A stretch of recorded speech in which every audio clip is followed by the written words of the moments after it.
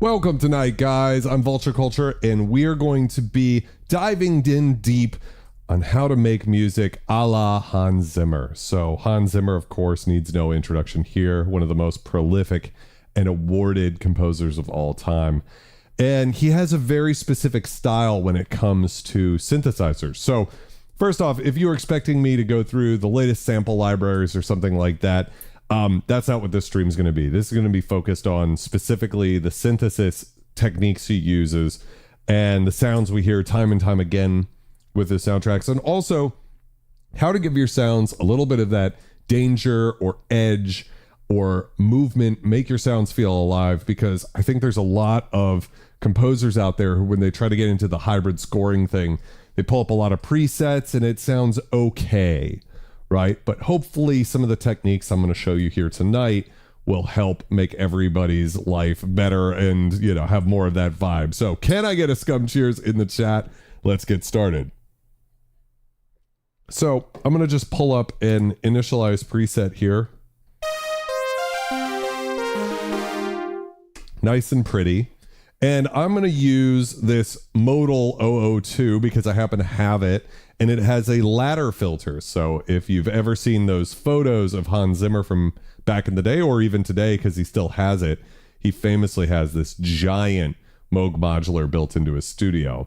And also, did you know that Hans Zimmer was in the very first music video MTV ever played? That's right, he was in Video Killed the Radio Star. So it's really crazy to think about this man's journey from all the way back then to today, scoring everything from The Lion King to now Dune, right? And so many things in between. So I'm going with this because it has a ladder filter, but you could use anything you want, especially if it does emulate that sound. Of course, he has his own plugins, Dark Zebra and the Legend HZ. But you could also use free plugins like Vital or OBXD and get easily into the ballpark here. So I think there's a bunch of places we could start, but one of them might be getting into making some sounds like you could get from that Moog modular, some of the drum sounds he likes to make. So here's the first thing we're going to do. We're going to set oscillator 1 into square wave mode. And we're going to actually into noise. We're going to start with noise. And then, even though we don't have oscillator 2 up at all, because we have a second sub-oscillator here, we can get that sound out of it anyways. So welcome, Hans Volt, Mixmaster. We got Derek here. Keith, can I get some scum blips in the chat for Keith? So we're going to just start with noise and a square wave oscillator. And the first thing to think about is, you know, how do we get some movement into the sound? Well, the envelope's going to be the first place. And if I actually go in here and change the shape to exponential, we're going to get a more analog sort of shape to it instead of like a very linear digital shape, which is good for certain types of sound. But we want to go for that more analog Moogie thing. And we have a couple of options too. So one thing we could do is bring the envelope generator amount down, or the amount that the filter's being affected here, and increase the resonance.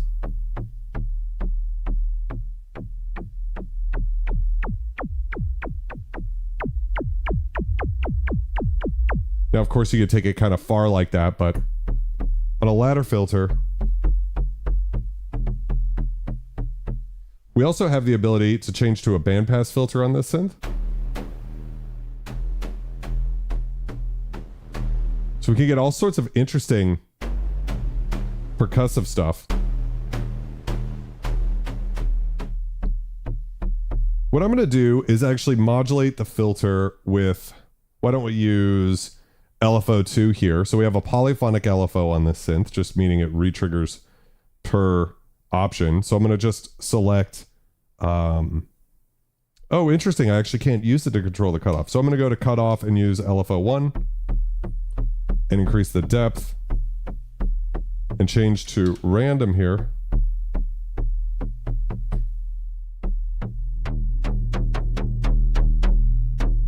I'm not really hearing anything. I wonder what I'm doing wrong. Oh, I was using Aftertouch. Let's use LFO1. Here we go. There we go. That's the trick. So we don't need a lot of that, just a little.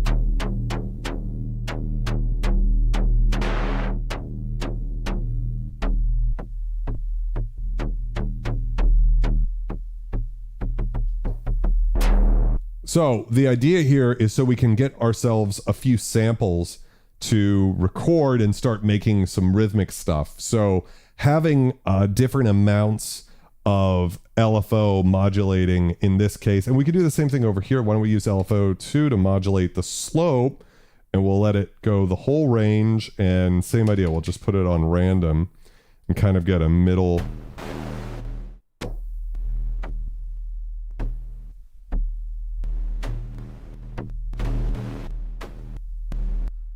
Kind of an interesting sort of vibe to it. I'm going to go into the spread here and increase it so we get a little more detune.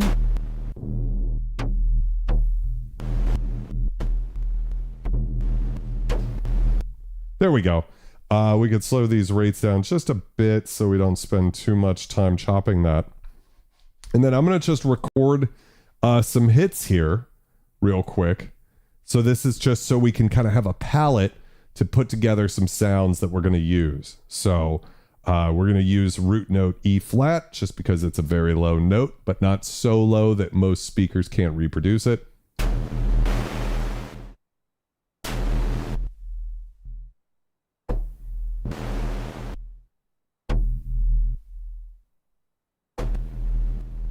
Increase the EG.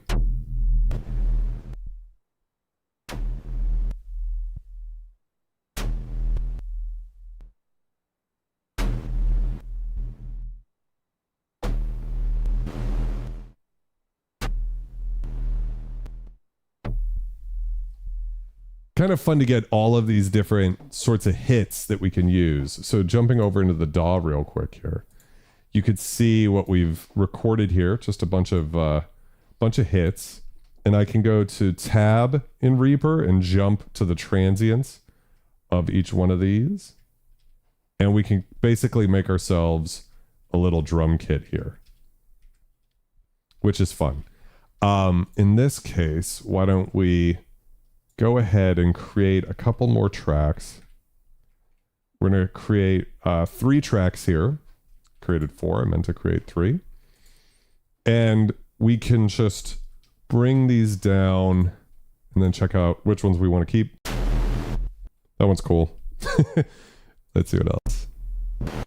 That one, let's not keep that one. That's a good one. That one's, I'm going to keep this here.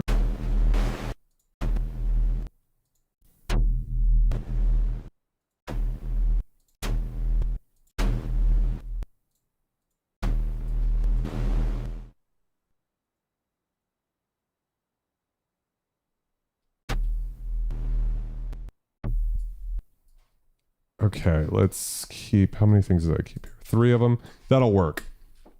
So now what we have is we have these sorts of 3 drum tracks here, and we're going to emphasize one of them to be our main kick.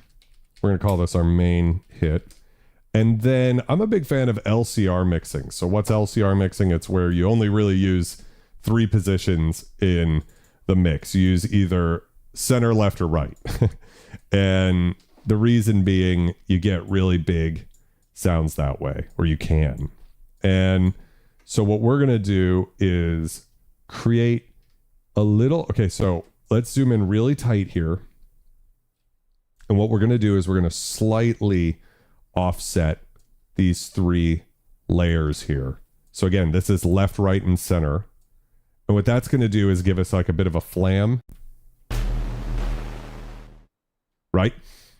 And we can use this type of thing every couple of bars here. So we have some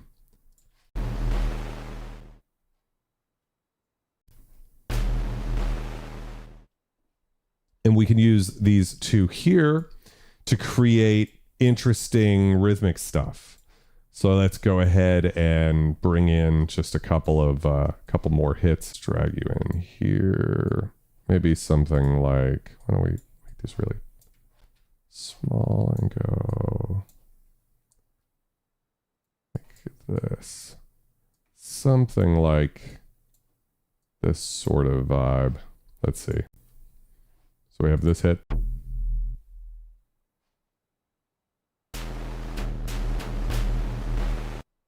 I should have done that at maybe 16th notes. That would have been smarter. So let's just do that again. And just, we're going to create these little hits in here. Maybe not quite as fun as some other things that we'll do during the stream, but it pays off. So let's see. There we go. A little bit of that action. Let's get her involved. We can even kind of fix it up like that. There we go. So now we've got ourselves kind of like a little pattern that we can follow. And we just copy and paste this every time we want to get something going. So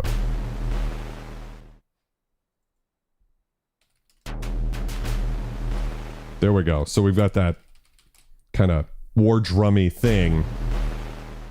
Before we even get into the music side, let's make sure we got that right, you know.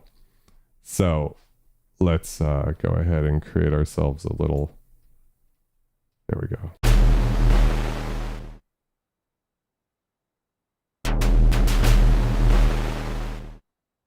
Yeah, cool. Jumping back to the synths here.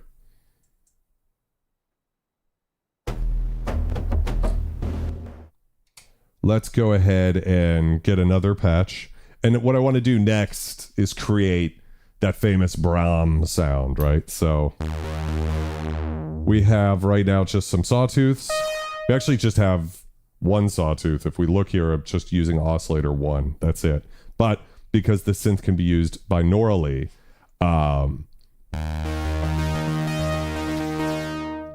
we're getting some spread because we're in stack mode. If I turn that off, you can hear it'll jump from left to right.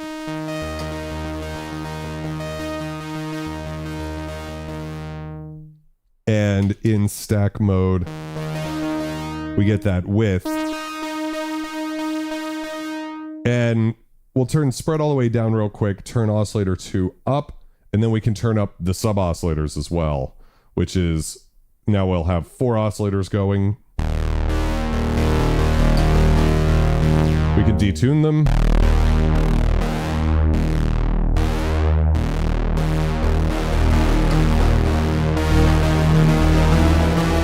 Right, so there's that. And then what we can do is then spread it out, because right now there's not a lot of spread. You're just hearing kind of the natural variation from the FPGA oscillators.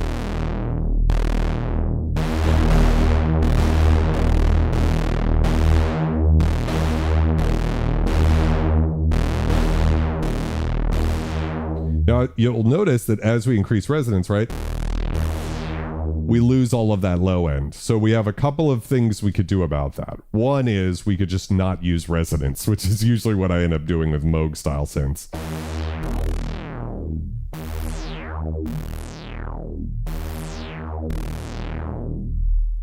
But in this synth in particular, we have something very similar to Leviathan, which is a built-in drive. So why don't we increase that? You can hear how that all of a sudden tames that resonant peak quite a bit.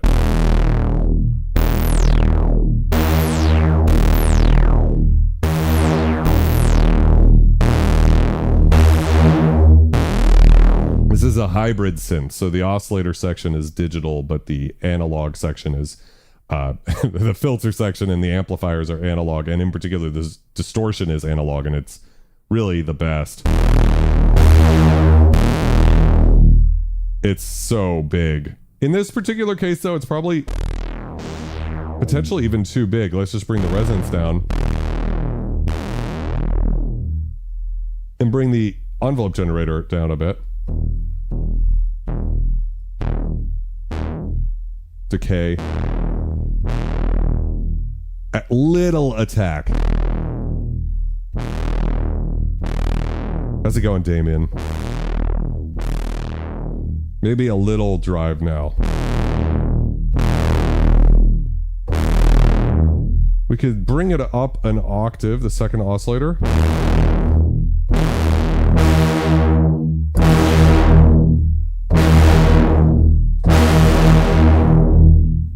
Let's increase the release times as well. There we go. That's pretty spicy, right?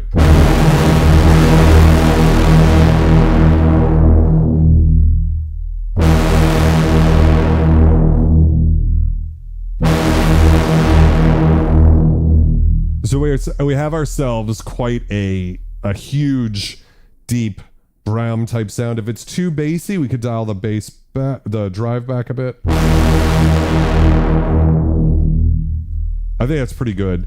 Now, one of the tricks that I always think you need to do to get this sound right, so this would be the danger, right, is this is fine.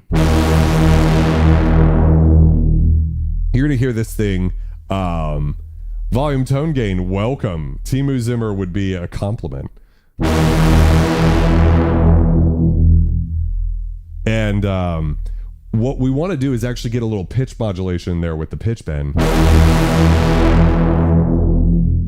That sound all of a sudden has that life to it, as opposed to you know, something where, or we could go down with it, you know, just a little bit of motion to it, because otherwise it is kind of like a bit of a static sound. So why don't we go ahead and record this? I'm going to put my click track in here.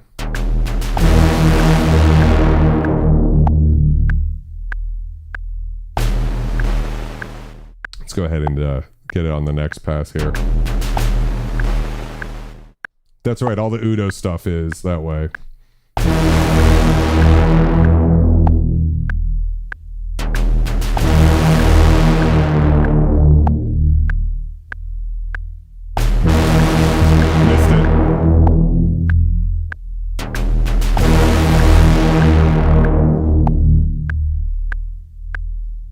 Okay, so we have ourselves a little take. If we go over into the DAW real quick, grab this little hit here and add a stretch marker. And I'm going to just pull that into where it needs to be, because I did miss that note. So we could just cheat it. Now, if we weren't doing this live, maybe I would spend the time to re-record it, but we're just trying to get some stuff in here. So we're going to call this track the BRAAAM. There we are. Take it out of recording and delete this. And now all together we have this. Let's go ahead and put some reverb on this. Let's send it to the reverb. The reverb I'm using today is Valhalla Future Verb. Cheers.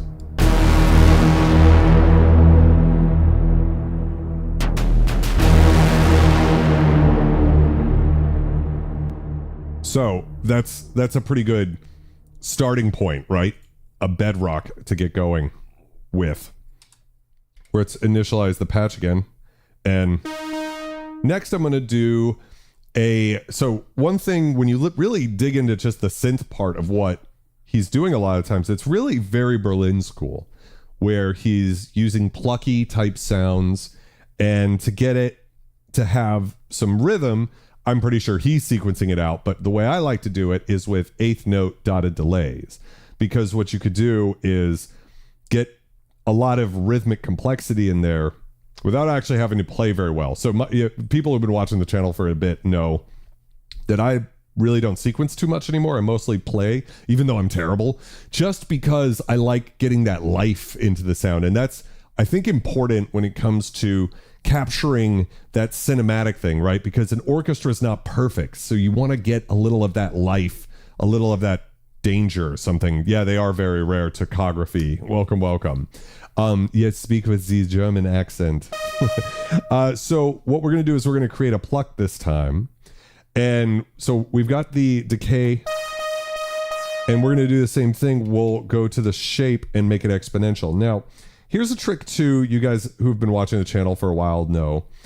And what that is I think that when you go into making a synth sound, it's very easy to go to the filter, you know, whatever, go to the waveforms. But what's the most powerful tool you have? It's actually the amplifier. Because if you're not hearing the volume of the sound, you're not hearing anything. So get this right first. You'd be amazed at how much better your sounds will be if you pay really close attention to what's happening in the VCA. So, which is just volume, right? So we're going to select exponential again, so we get more of that analog sound. Yes, this is made by Modal. The first couple hundred say modulus instead of modal on them. So we could go really tight if we wanted.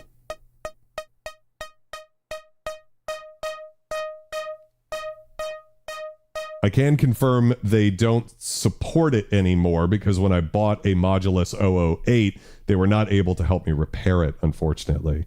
So that's a good amount. We can make the release about the same, and I'm going to set the release to about the same on the filter. And then we'll bring the sustain up. We don't need it to completely die. Let me turn the filter all the way up so we can get the sound right. No, it's I think it's wood. Yeah, it's wood.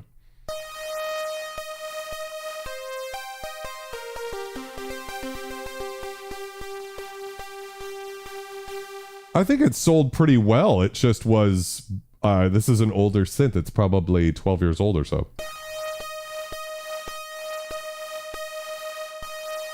Yeah, like a little bit more.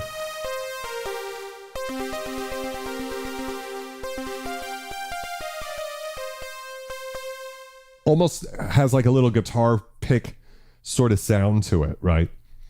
Now we can go into the filter. So let's bring it down. And I like bringing it all the way down. And then we'll bring the decay. And then I don't need so much EG. But what we can do is bring in a little bit of key tracking.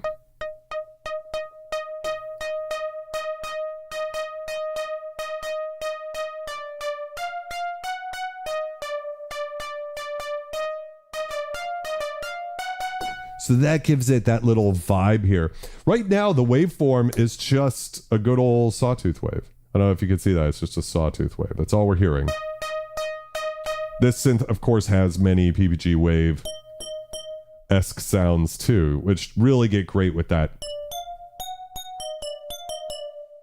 sort of sound. In fact, I like that particular wavetable we ended up on so much. I'm going to use that in combination with another saw. Something like that. I'm bringing it in about 2/3 as loud. And then let's bring in some sub-oscillator too. Oh, I lost it. There it is. Now what we could do is hit subwave, and now the sub-oscillator is going to be that same wavetable.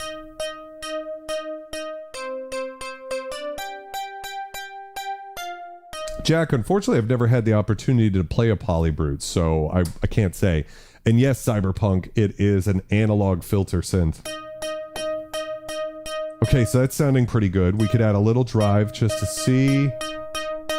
I don't like it. We're going to add some resonance. Now, with all ladder filters, they start to sound like a cat meowing. Meow, meow, meow. Which I don't necessarily need for too much, but it can work to give you a little bit of vibe. Let's try the resonance, but with a slope of 1 pole. Let's see what we think. Maybe good for more of like an 80s bell type sound, but we're trying to keep it a little bit Berlin-y.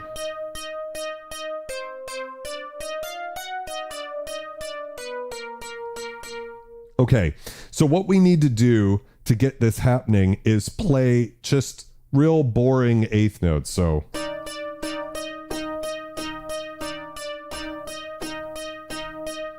which I'm sure doesn't sound like super exciting, but when we mix that in, it might take me a couple passes here, but we could start to get some cool sounds, and I'll show you why.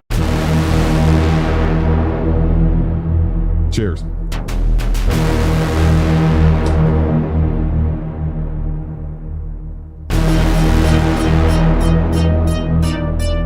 Go ahead and put that. There we go. Here, we turn that down just a little bit. We'll go ahead and try.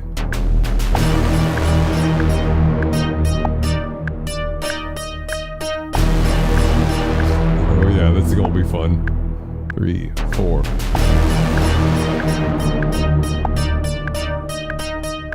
I might just actually have to, that's just so aggressively attention stealing.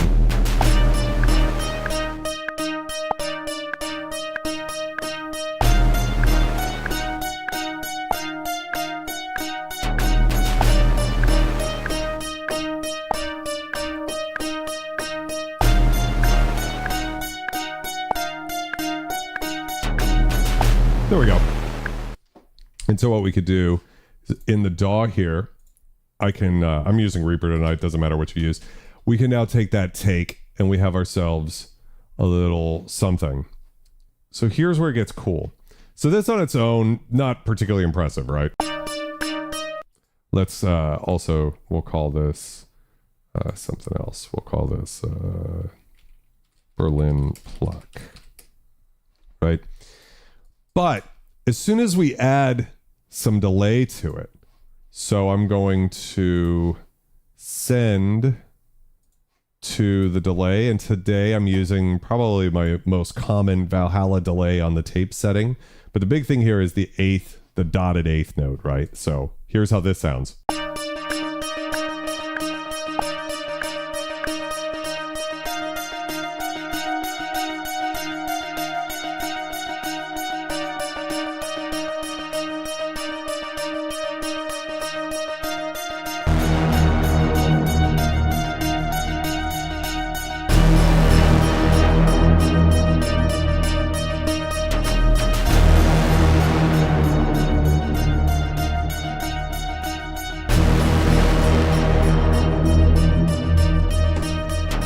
The timing on it's still bothering me, so if you guys give me the grace to just try to get some really clean recording there, let's go ahead and give this a shot one more time, just to see if I can actually play keys, you know.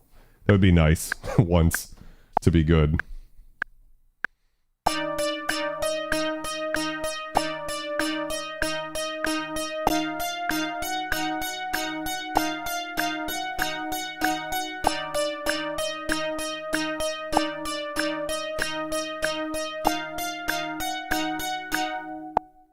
That'll work. That was enough.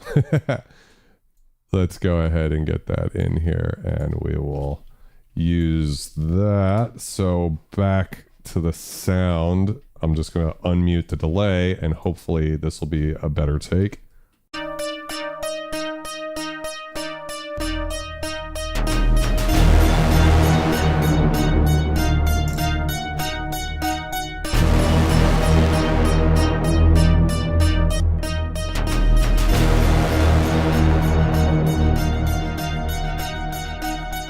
So it's a little bright.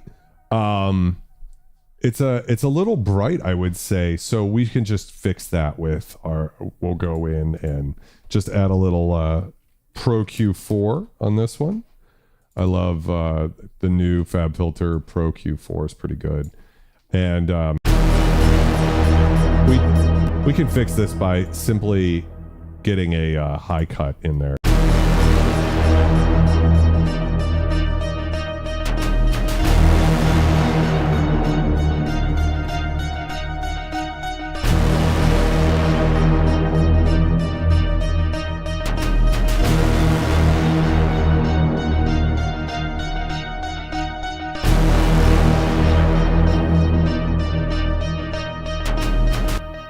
And we could even add a little bit of reverb to it too. Let's just experiment and see how that sounds.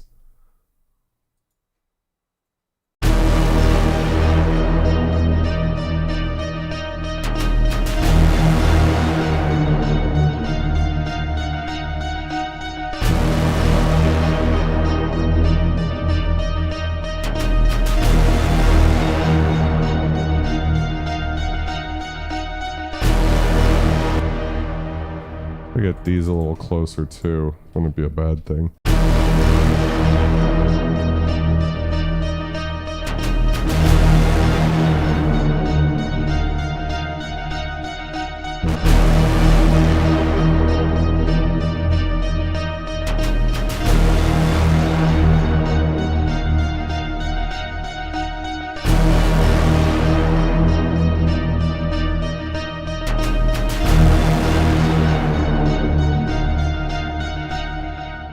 Cool.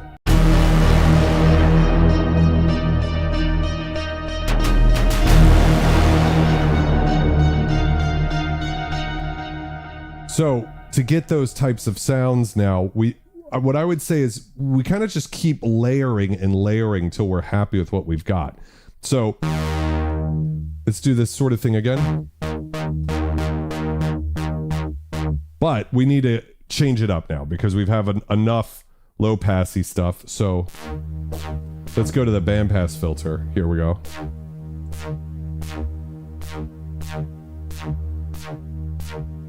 And same deal, we're gonna select an exponential shape.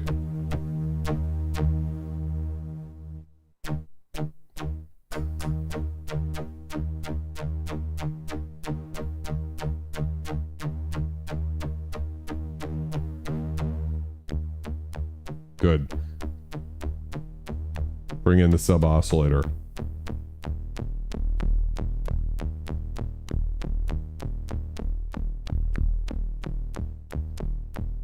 Not bad. So same sort of thing. We can put D-res on. You hear that aliasing, that whine at the top of the signal?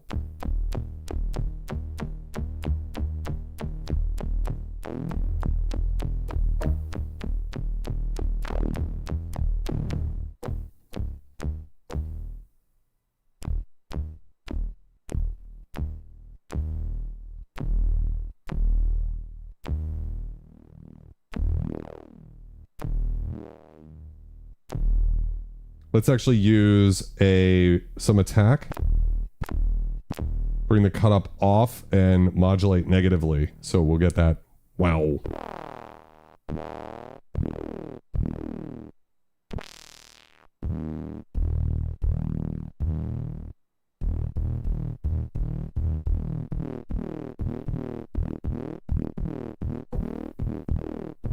And so what we're going to do is we're going to just kind of use that same technique again to give ourselves a little bit of room for some chugging. So I'm going to solo this while I record it.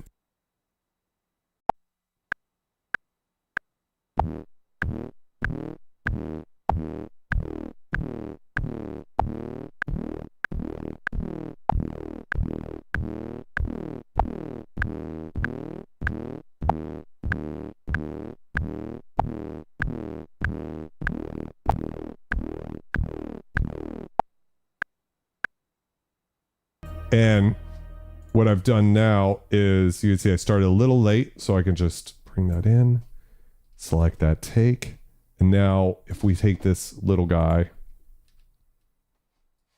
that's not what I meant to do. Here we go. Let's take this, duplicate it. And now what we have, no. I don't want to delete that.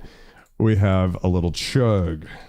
And we're going to use that same idea. We're going to just feed it to the delay and start building up.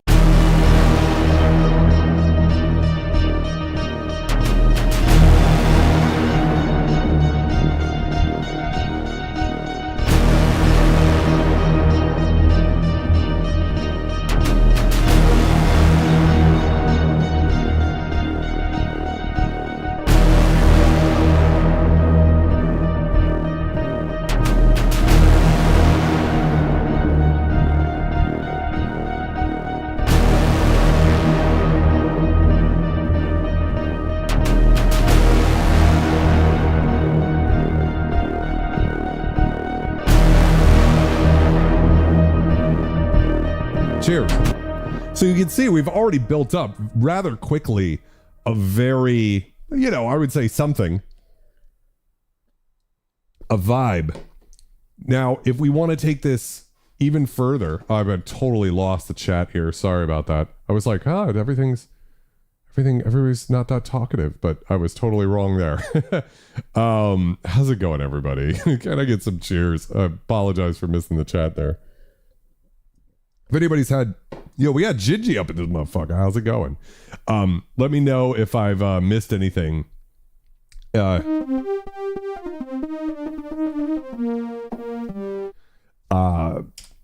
anybody had any questions or anything, feel free to ask. So what I want to do now is involve a little bit of that string sound. So we could start to either bring in some brassier type stuff or some stringier type stuff. When I think of strings, depends on the synth, but this synth can be very brassy, you know. My init patch that I use essentially already sounds like a brass patch, right? So let's avoid that and go more in the other direction. So we're going to put both of our oscillators into pulse wave mode, and then we're going to use LFO1 to modulate the wave. And the great thing is,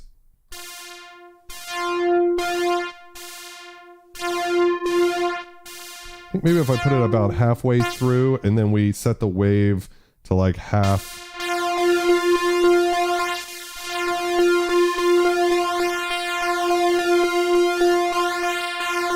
Then we can get ourselves, you know, a nice pulse width modulated.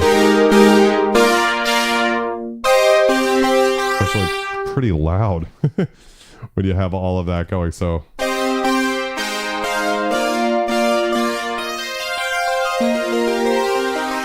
Cracking open a cold one. Cheers, boat dude. Let's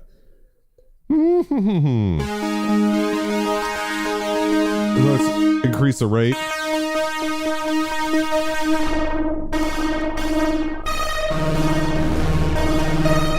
It's a cool sound.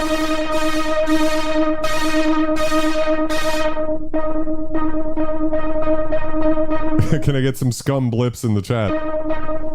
Yeah, things can get very bright on this synth for sure. Jump over here.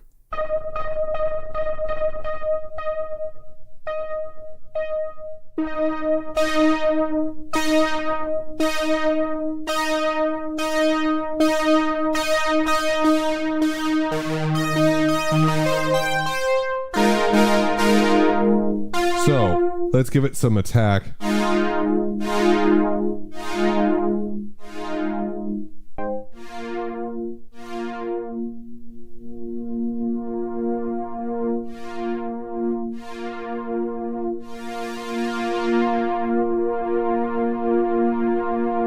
And release.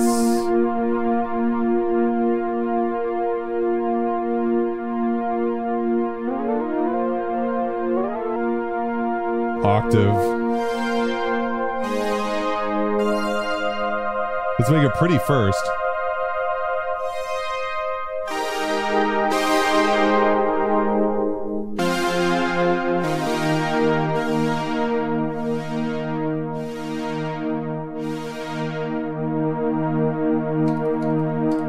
Exponential.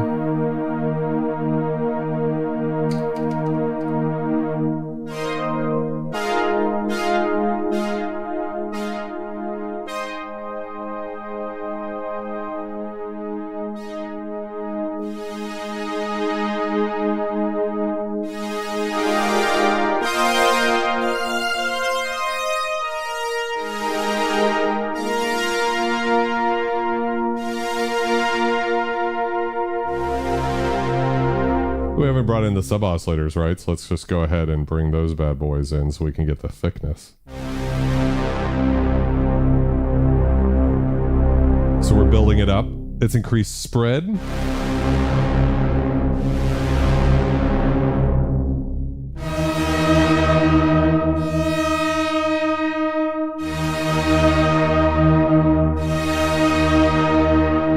Increased resonance.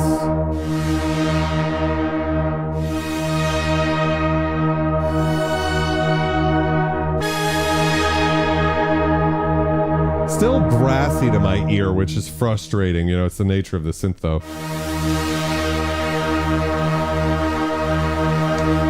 Going to the one-pole filter now, it's going to get real fizzy. Let's bring the envelope amount down.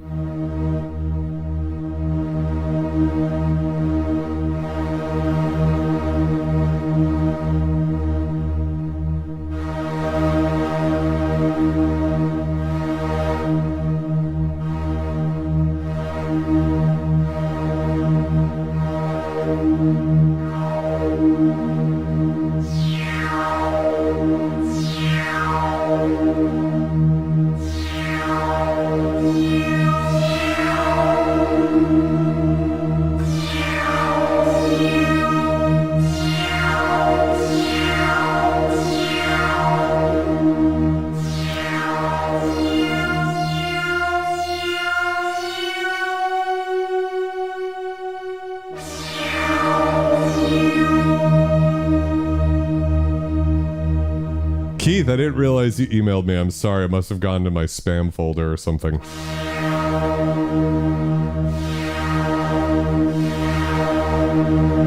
Touch drive. I can do a touch drive.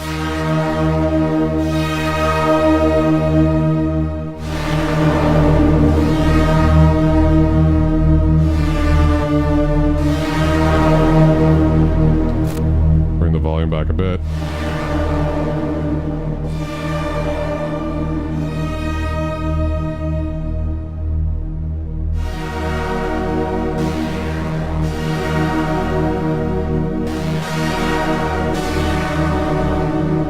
Get some of those hateful chords in there. So let's see what would work in this realm. I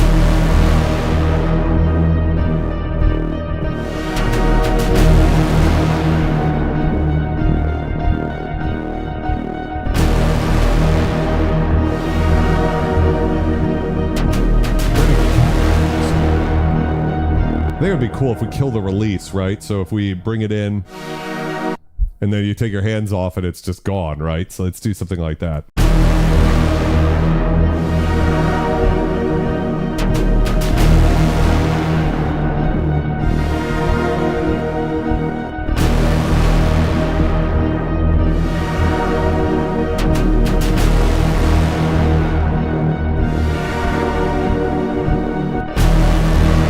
Slow the decay down.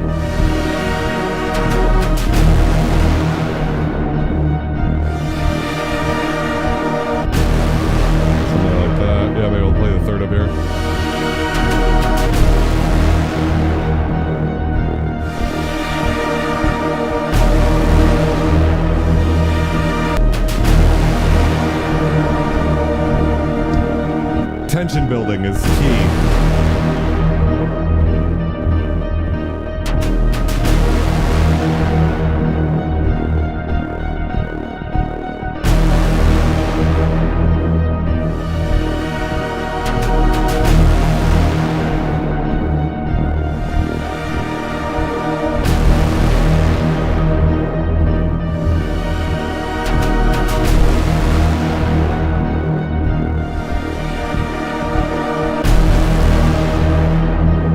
Ooh, Polyevolver.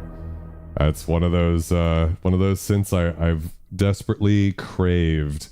All right, let's see if that sounds better on with some reverb or some delay. It's hard to say what it'll be. We'll call this Reverse Chords. I'm in the DAW here. And here we'll just try it with, I think, reverb, but we'll see what sounds better.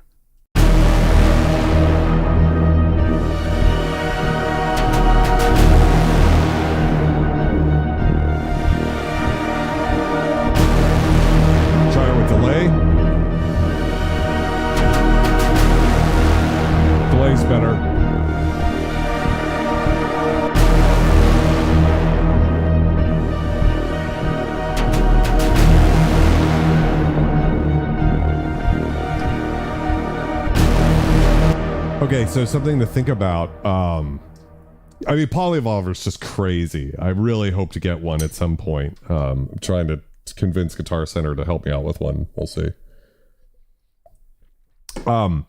Let's wipe this patch too. I should probably be saving all of these, but I like making patches, so I never mind taking the time to go through again.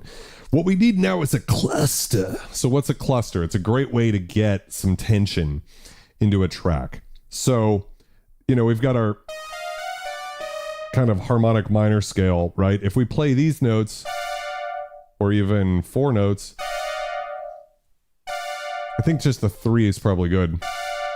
Very harsh, horrible sound, right? But what's beautiful is as we change it,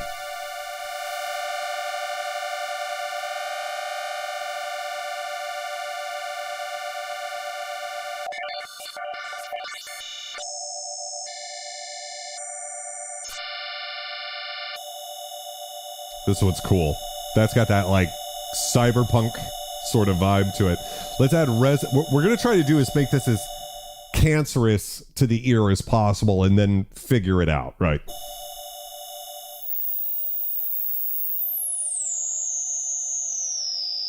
And hear a little bit of aliasing, which is cool.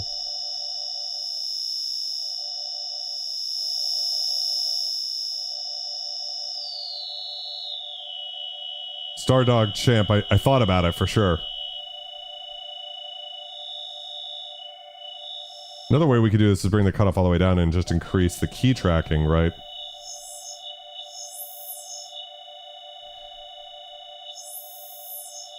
Good, we could use the joystick here to get some movement in here too.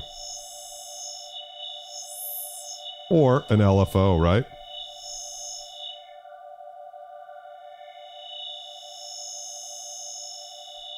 Just a very small amount, right? That's the trick with these. You keep it alive, right? Looking, we can bring in a really deep sub-oscillator too. Like if we bring this down 24 octaves, this is oscillator 2, and bring in the sub.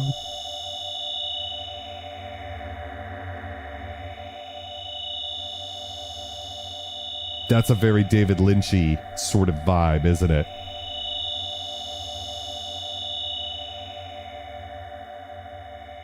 So we really don't need, you know, much more than that for this example. Because what was it? The soundtrack is this. What did you say there? The soundtrack to me discovering that I have 1 cigarette, no coffee pods, and 3 hours of back-to-back Zoom calls. Oh my god, so good. Yeah, that is terrifying. So, anyways, let's jump in and record this. We'll just do a real easy pass.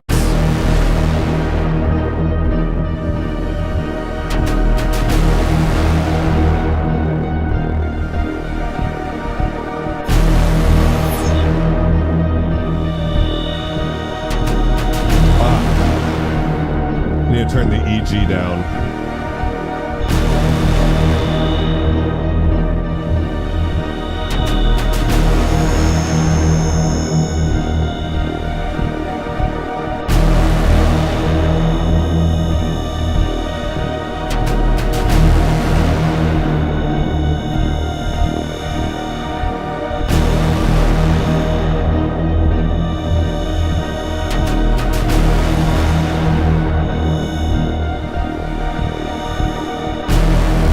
There we go. That was good enough. We just need to get some movement in there. Actually changing the LFO speed as we recorded. Just a way to, again, just I'm always looking to add a little bit of something into it. So we're going to call this cluster. And this is perfectly good to send to the reverb.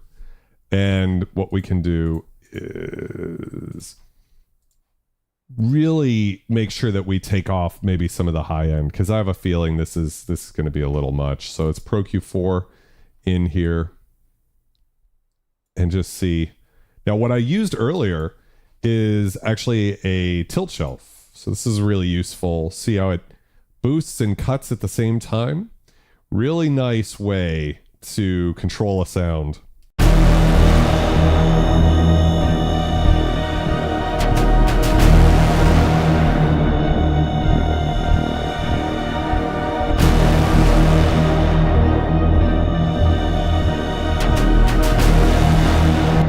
We don't really need much, you know, just a little bit in there can help. And, you know, if we think about like sequencing this out, so why don't we look at everything we kind of have here, all the layers that we have, and we could start to sequence stuff. I'm going to go ahead and glue these real quick.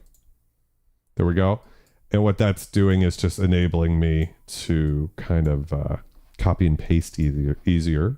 Now, if we weren't doing this live, I would record every passage all its own way, right? Because if you can't be bothered to record your own fucking song, I don't know what you're doing being a musician, right? This is different because we've got a time constraint. I've got to try to make as much happen as I can in a short period of time. So by starting off muting the BRAAMs, for instance, whoa, I didn't mean to create a razor edit there. If we start off by just muting those, so you can see they're muted right here.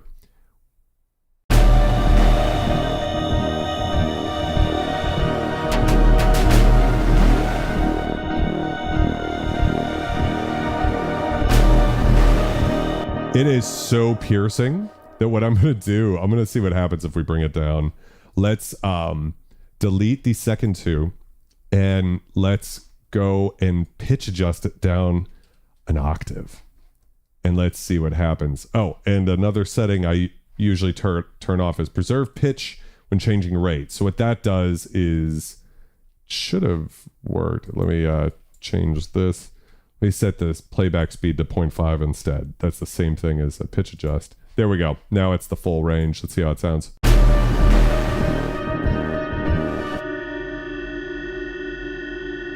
That's what I'm talking about.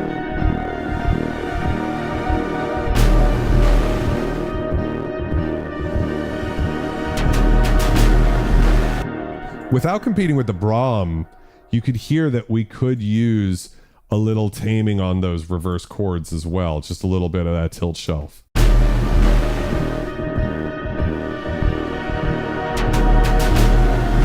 And a high cut would not be bad. Or low cut, I should say.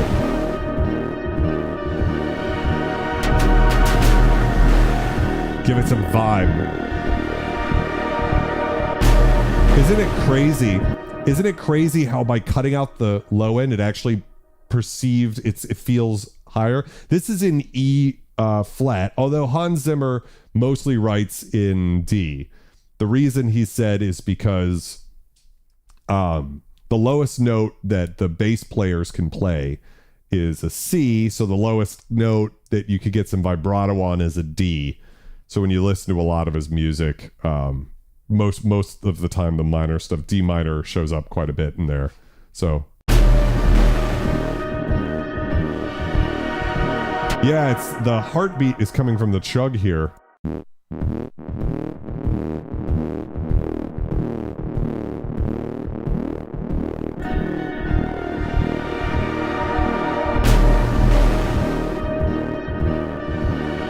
Let's start by turning the BRAAMs down, you know.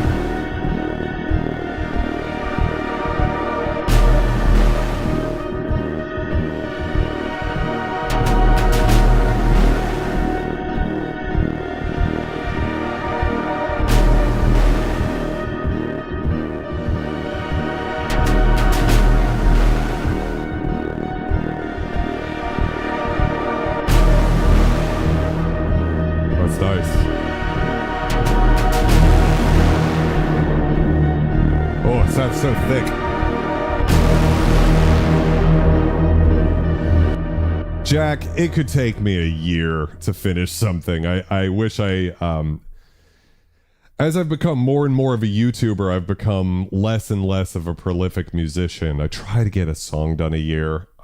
Members of this channel, which by the way, thank you very much, everybody who's a member of the channel, you can tell because they have that sweet vulture skull next to their username. But I did a track that I recorded basically live in the studio, but then edited it together, a track called Pray, and I really want to finish it off. I think it would be cool to have that as a release. So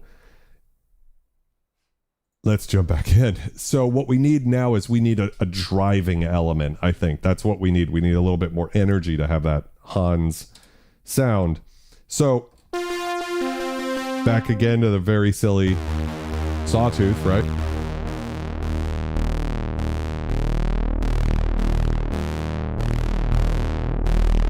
Just real simple stuff. I mean, one of the things that I want to say about listening to how Hans does his sounds, what I would say is this: very simple sounds. He comes from that Moog-Modular, but the taste level is elevated. And that's kind of the trick with this type of thing, is like being sure, you know, you could use a VST or even a better synth than this and end up with a worse result. Because if you're not paying attention to those little details, right, you could get somewhere. So that's great. Let's kill the envelope generator. Oh, it sounds so beefy. And we're going to modulate this with LFO2 now.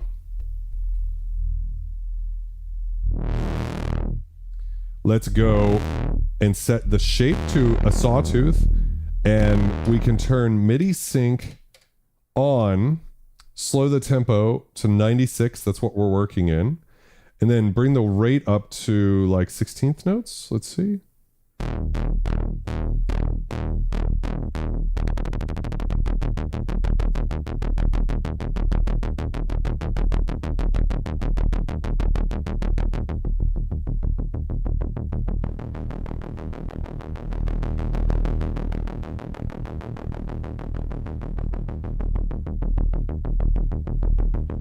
So picking a slope that's not exactly a 4-pole low pass nor a band pass.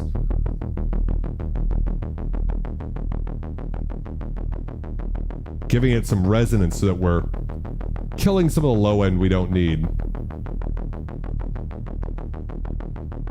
Little too much, and then bring in the drive to compensate.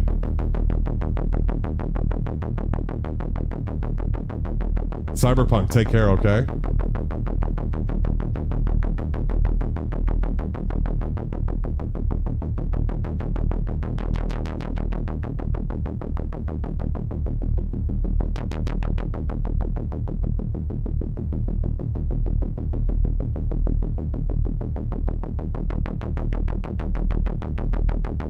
Could modulate the VCA as well.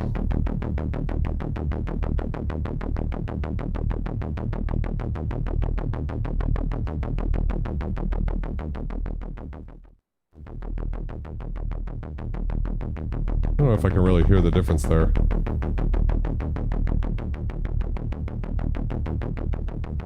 That seems to be doing the trick. Negative. Yeah. Just tightening that up.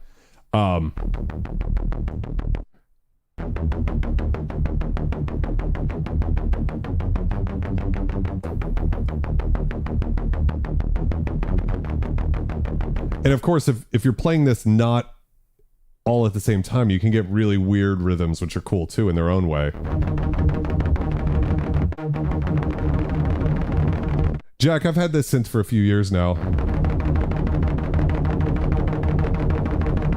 You could get those sorts of weird rhythms, but in this case, what I'm going to do is actually record this away from what we've recorded so far.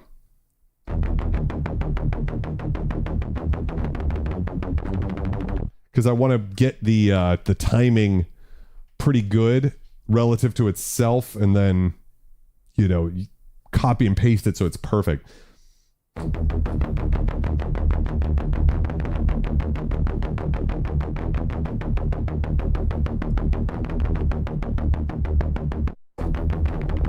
See, it's very easy to get a... That's perfect. See, that sucks.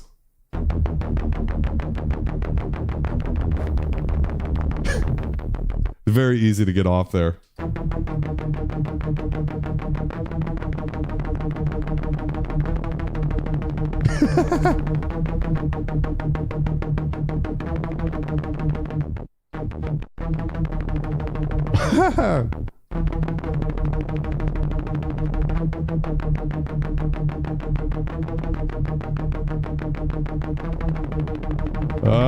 Okay, I'll do it in 2 passes. That's easy.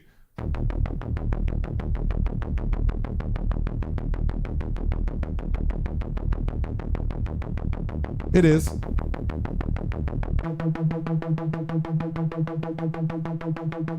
Actually, if I put it in single mode, it'll always trigger. Yeah.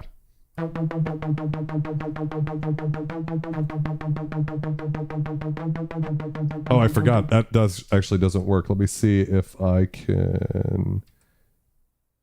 Yeah, no, I'm stuck with it.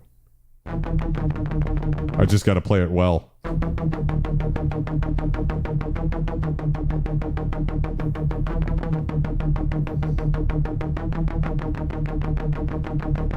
Okay, it's just like that, I guess. Play it well enough. That's all I needed to do. So I've got that final take there.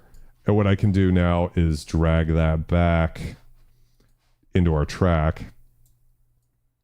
And then same thing. I just keep doing the same pattern here. Notice I'm copying all these mutes. That's just a byproduct of doing it this way. So we're going to call this Chug 2. And now we have ourselves just another cool layer going on.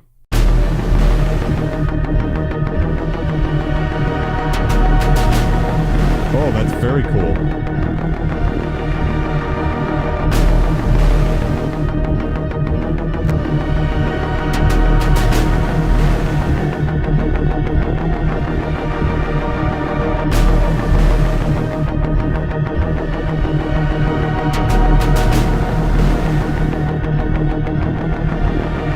Sounds very good. Let's EQ it.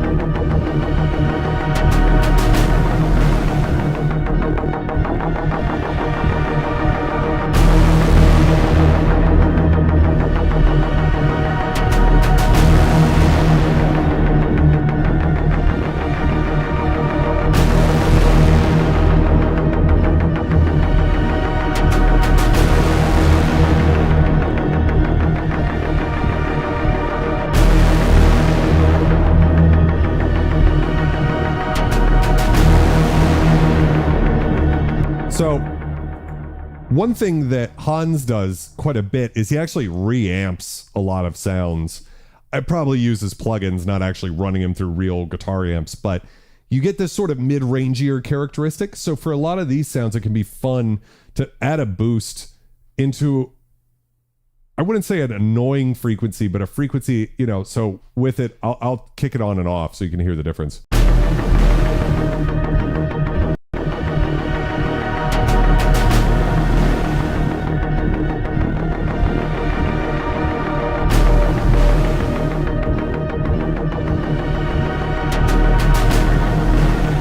Actually, I think I don't need as much of it. I think like splitting the difference. It's kind of cool, just a little bit.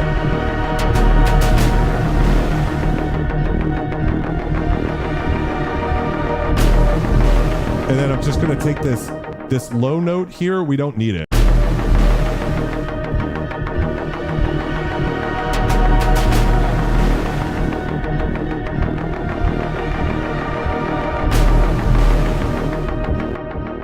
Right?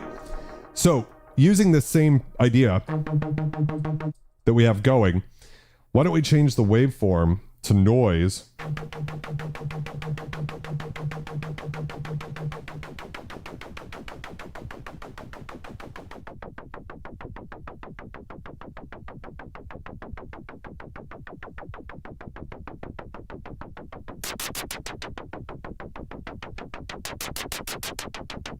And we'll do the same thing, and I'm going to just play with the LFO amount just to give it some vibe. And yeah, just, it doesn't matter where I play on the keys, I don't believe. It was a weird one.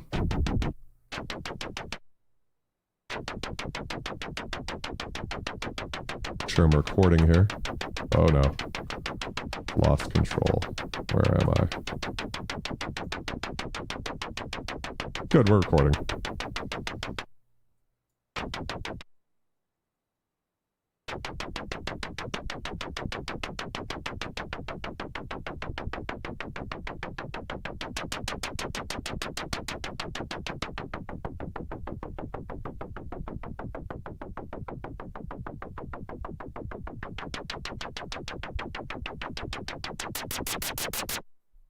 just like that. How did you do those lights? I'm using a real simple thing called an DMXis by Entech. So DMXIS by ENTTEC. And that's allowing me to send DMX out of my computer, and you can actually see the program here. So if I go in here, I've got all my DMX controls, and like you can see the synth lights. And as it's basically using an envelope follower, and as I play these notes, you should be able to see what it's doing to all the lights. So just in case anybody was interested. Now what we'll do is we'll start, let me make sure it's actually a good cut. See, I don't think that's a perfect cut. So we're going to drag that and we're going to get it right there, right on the front of that transient. And now we have another layer that we can add in. Super cool. Like that. And just run that through the thing a bit. Duplicate the track.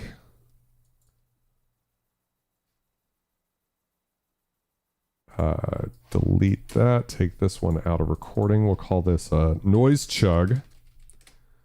We'll send this to delay as well, and we'll see how it fits in, you know? So I'll start with it all the way down and then bring it in.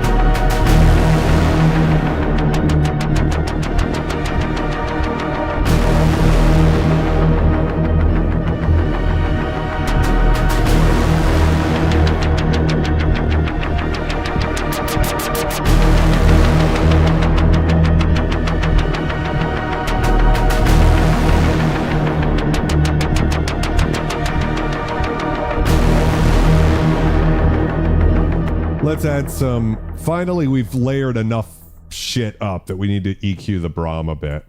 So I'm going to just get in here and EQ it.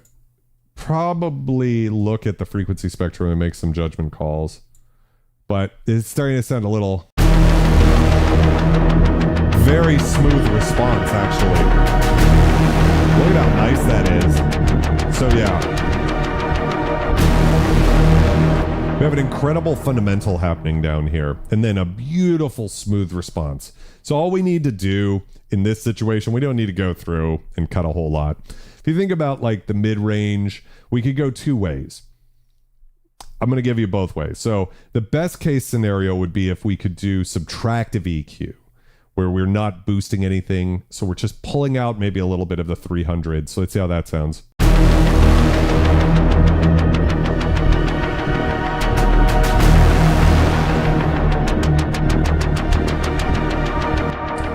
So that's a pretty good move. I think that's probably the answer, is just to pull a little bit of that 300 range out, because we're just getting a buildup in that muddy region.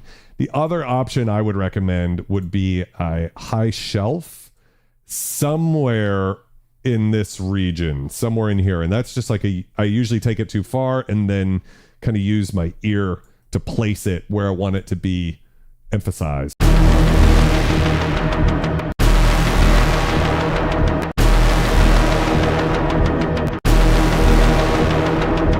So all the way down at 200 is what it requires. And we're just to use the softest amount here. Yeah, doesn't need much.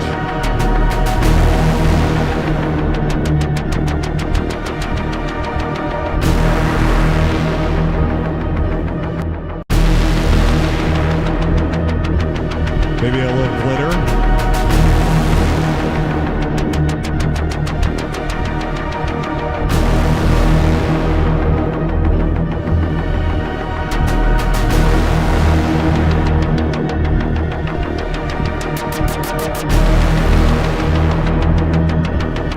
then a little push-pull with 2K and 10K, right?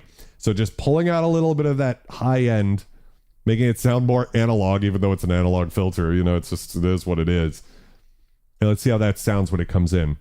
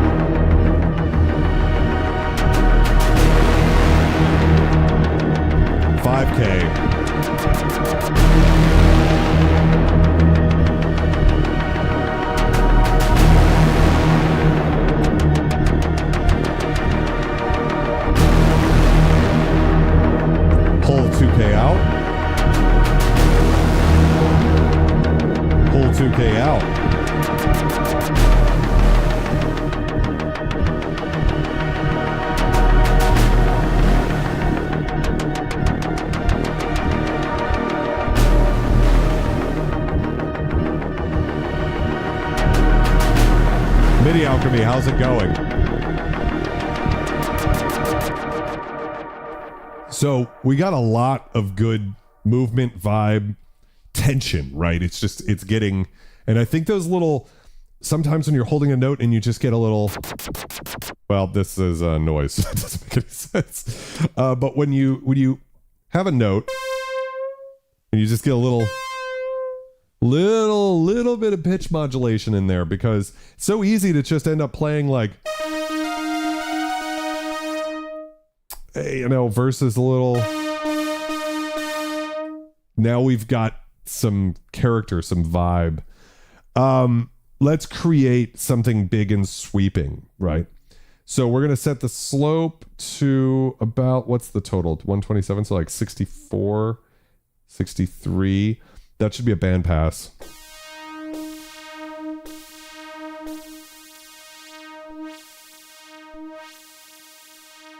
How close can we get to a piano on the modulus? Pliskin, how's it going, my friend? Oh no, I've only got a little left. Cheers. Shit. Okay, let's abandon what I was doing and create a piano instead. So this synth probably has a piano wavetable in it, to be honest. We could look in the manual. There's two ways we could go about this. One is like the analog way. So we could put it in pulse width mode. Whenever I think of like analog piano, I'm thinking pulse wave. So why don't we just go ahead and just bring the EG down, but bring the note up a bit.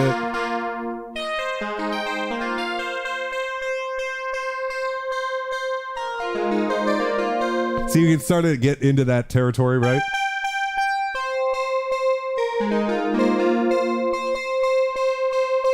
Very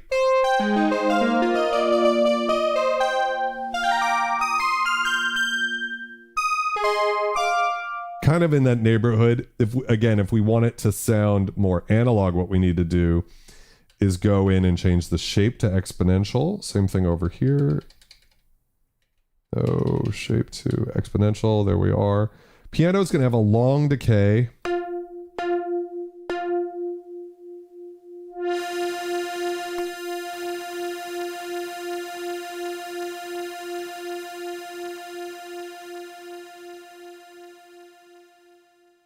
So like 85, 85 might work good. See how that sounds for a piano. Probably don't need as much release. Yeah, it's like a SNES piano. That's a good way.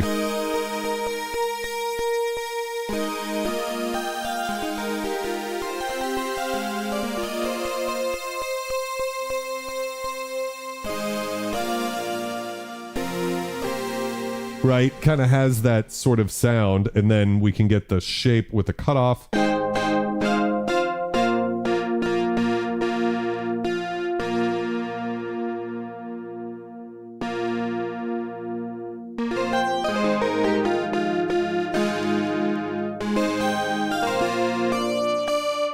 So the goal is, if you listen to those like really fizzy frequencies, I don't want them. Or if I have them just for a split second at the top.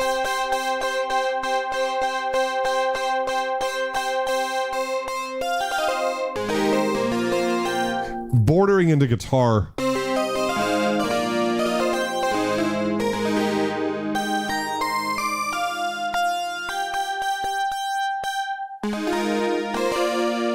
Harpsichord. Going into here.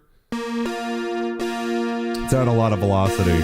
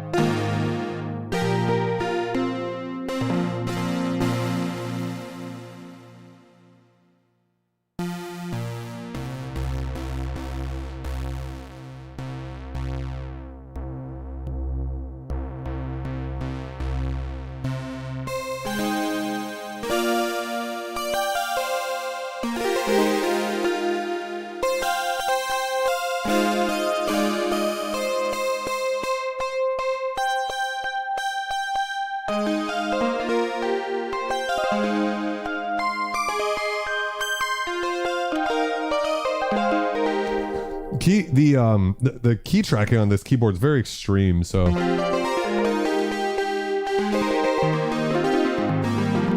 yeah, that's in the neighborhood. That sounds pretty good.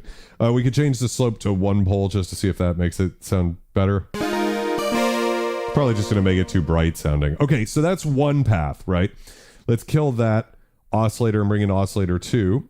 So now we have the same shape, sawtooth, but let's find ourselves a wavetable that makes sense. We might end up with more of a PPG wave. That sounds like an E piano, doesn't it?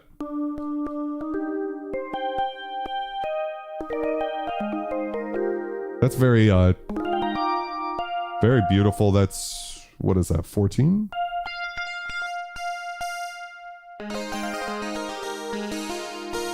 That's like a guitar.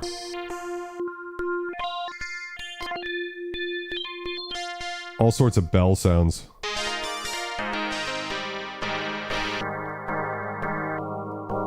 Ooh. 44. Kind of has that warm... Let's bring in oscillator 1 again. Should have been doing this with this over here. You guys go let me...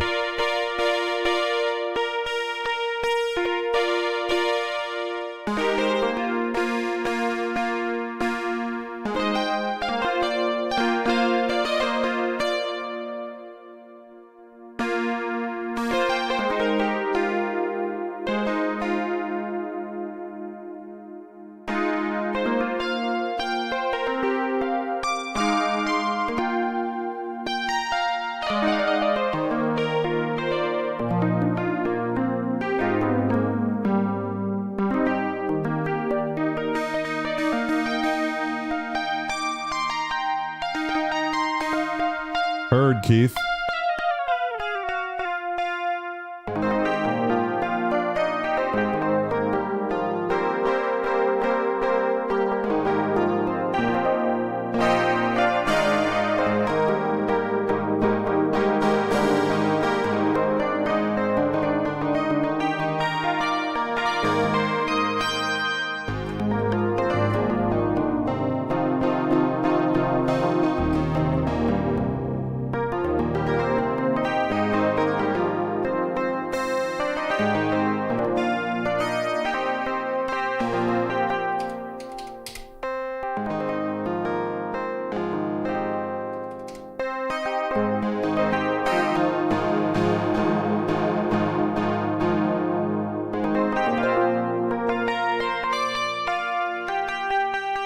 If you wanted to take It's a little clicky, which I like, but turning the just 2 attack is enough to sort of...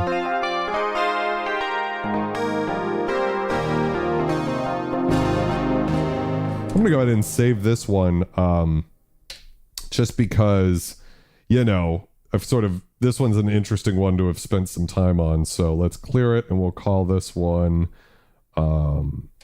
Pliskin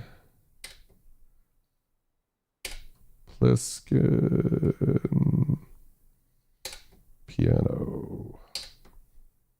Although Keith and others contributed to its creation as well. But Pliskin gets the credit.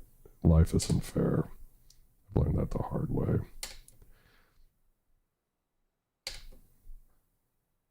Sell headphones, they say.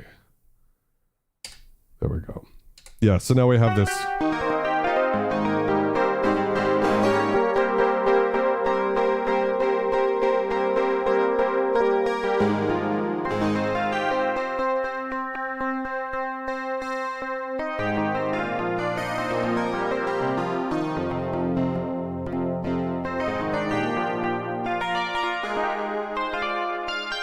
Yeah, it's definitely, it's DX70, so it's not perfect, but, you know, it's usable. And now, within the context of the song, let's play some creepy shit.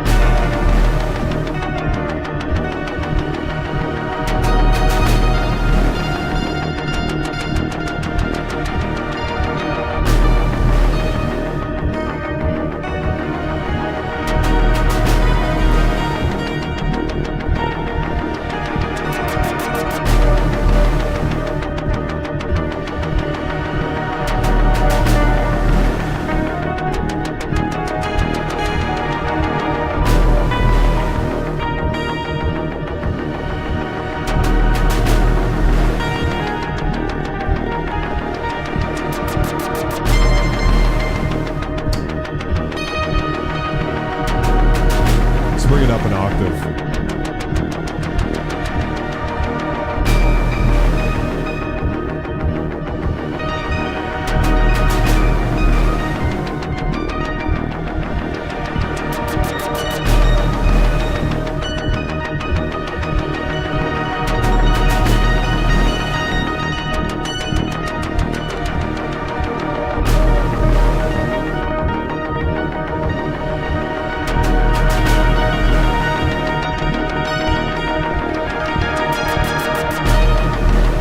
Maybe something like that will do like a little trill.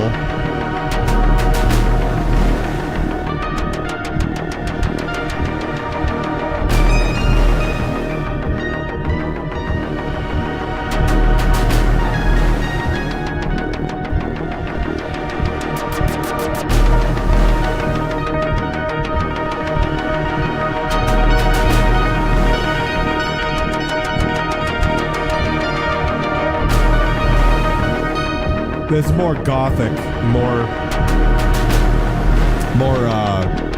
Bach than Hans.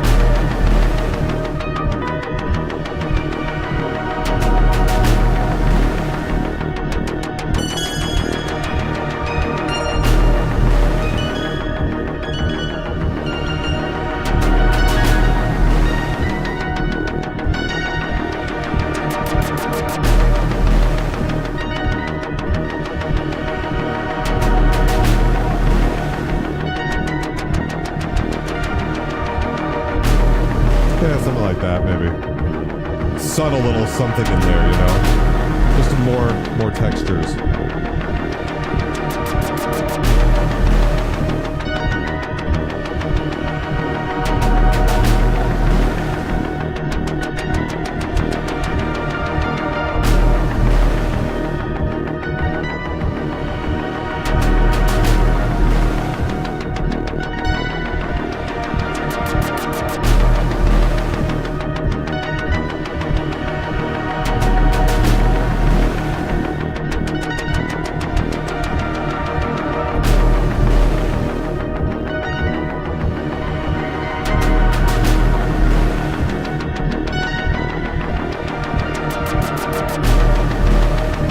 Again, just kind of felt the urge to get a little pitch mod in there, even though that's not something a piano can do, but that's the great thing about we're playing a synthesizer. So listening to this real quick, let's send this, same pattern, just duplicate the track. And we'll call this piano. And we definitely, I'm thinking we send this to piano. We'll send this to the delay and the reverb and see what we get. Just like a real... Yeah, just a little.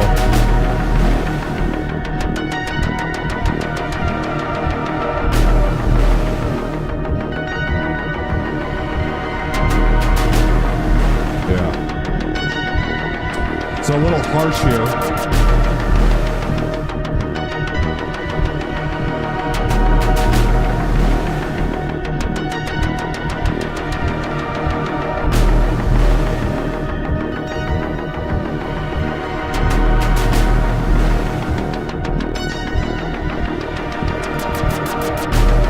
Too much. A little bit though.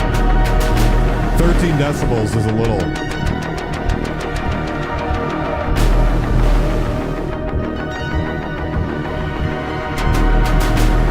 Yeah, you could go from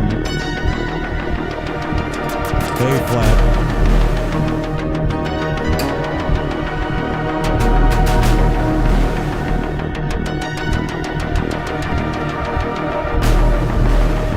It's kind of a nice little thing, and then when the BRAAMs come in.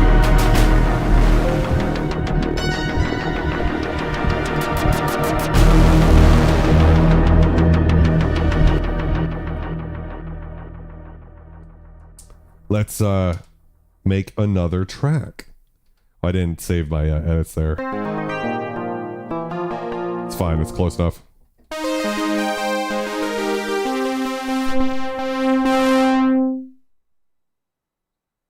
Jack says, would it be more of a mastering EQ focused artist or a musician player? Well, I am a mastering engineer. I've had now 3 tracks go to #1. Not my music, but the band Après la Nuit, French synth pop band. But I also work with Miss FD and some of the other artists in the scene. Those are the 2 big ones. And so I do that. But I do hope to be a musician first and foremost, and the mastering side of things is just really about trying to translate an artist's vision onto an iPhone speaker or your car speaker system, all of the systems out there, and try to have the best shot of presenting it in a good way,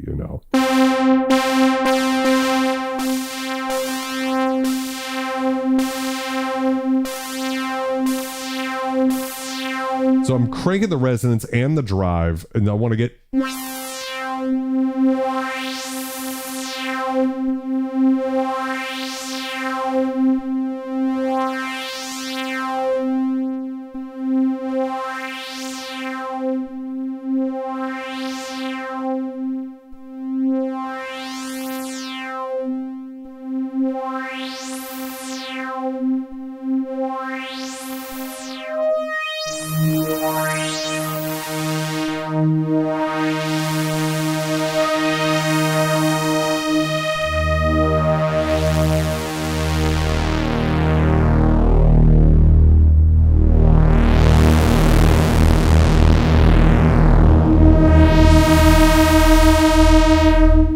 Basically like just the sickest Blade Runner-y,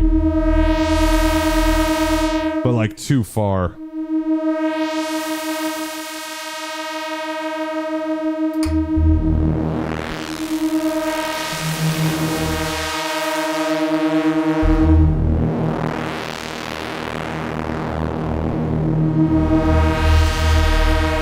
I'm gonna route the LFO to LFO1 and add just a small amount.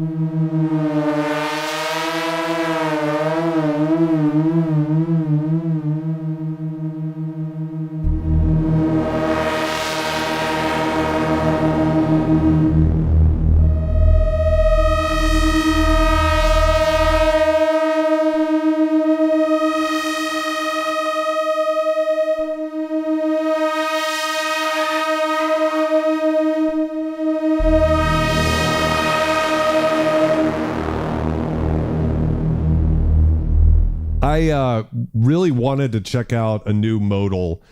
Recently, I had the almost opportunity with Guitar Center in my best synths under $500 video, but I was unable to get a modal because of the issues the company's having.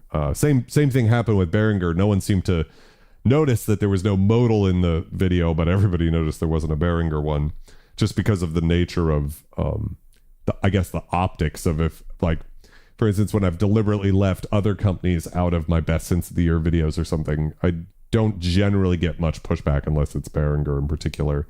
I think the new modal stuff, if I was just to go off of my opinion off of the new like just demos I've heard, I think they sound very capable virtual analog synths, but I don't think they're really going to be in this neighborhood.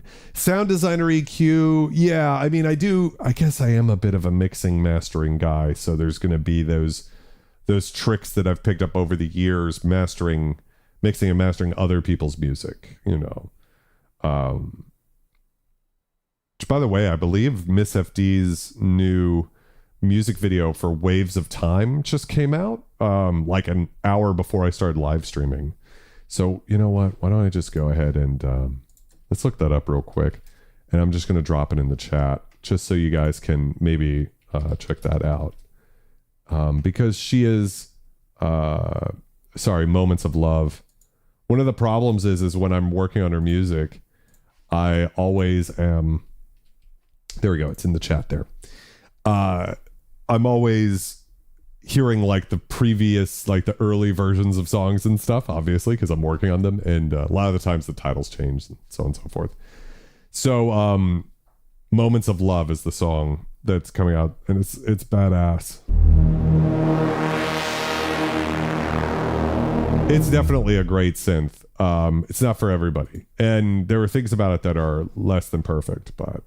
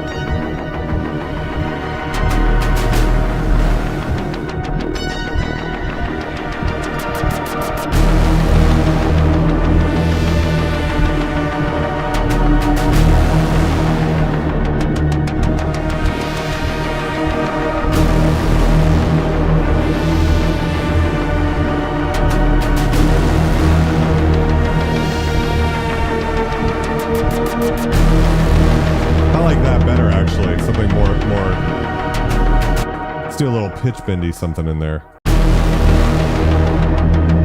around here. Whoopsie daisy. Start right around like there.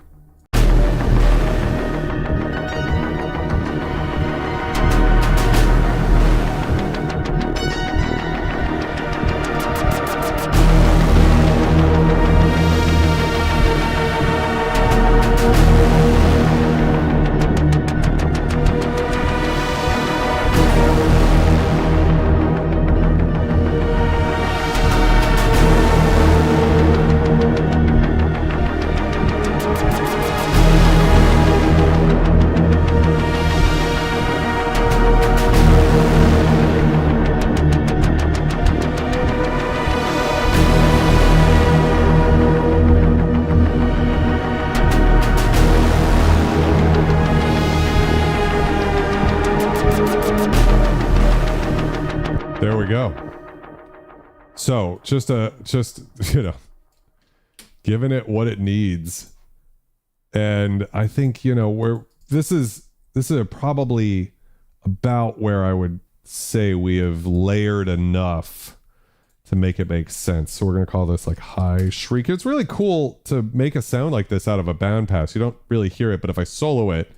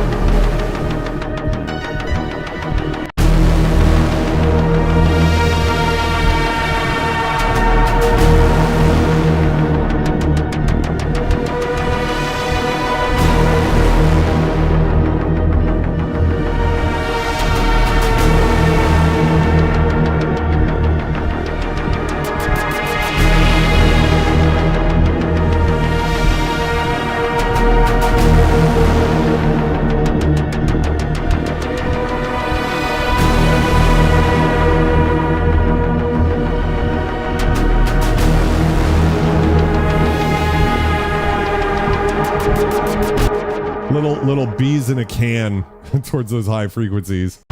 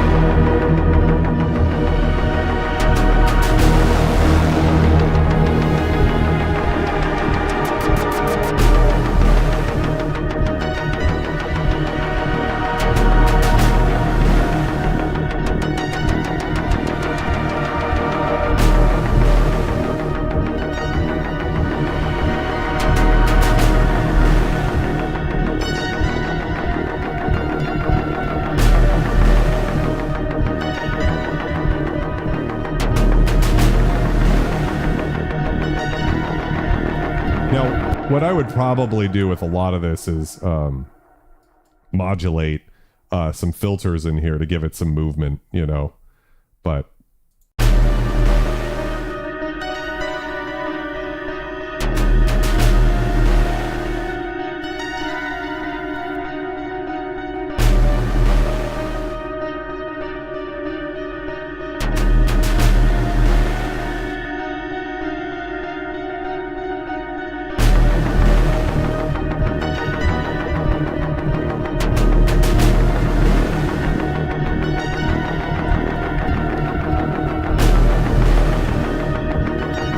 Modulus sounds good. The Modal 002 does sound good.